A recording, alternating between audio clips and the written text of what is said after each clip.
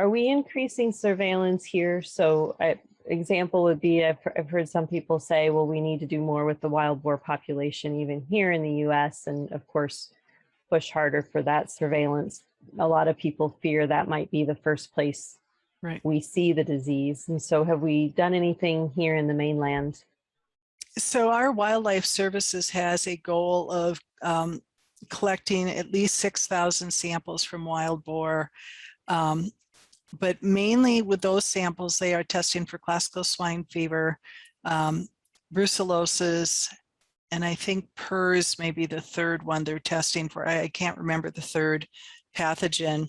They are only testing found dead wild boar. So if they find wild boar that are, or wild boar, wild pigs, I'm talking European here when I say wild boar. Yeah.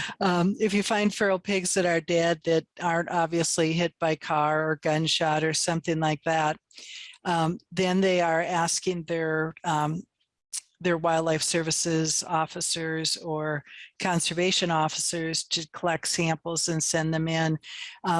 That means they collect just a few hundred samples every year on those animals versus the 6,000 that they're collecting for classical swine fever.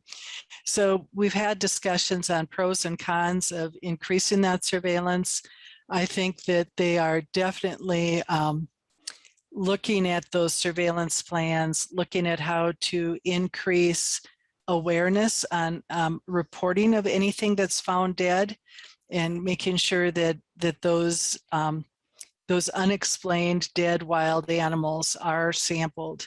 I think that the thought is, if we have healthy animals in healthy herds that they're depopulating, whether it's from airplanes or trapping to kill, etc., that's probably not your highest risk individual to find an African swine fever animal.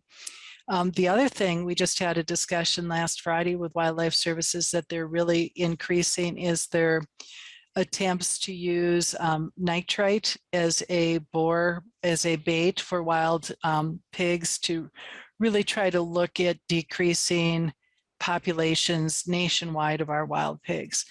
And there had been some initial concerns with using it, that there were songbirds that were getting into the bait. So they've changed the consistency of the bait so it's less crumbly, so that what's left over of the bait shouldn't be available for songbirds. It's not of a consistency that songbirds would get into.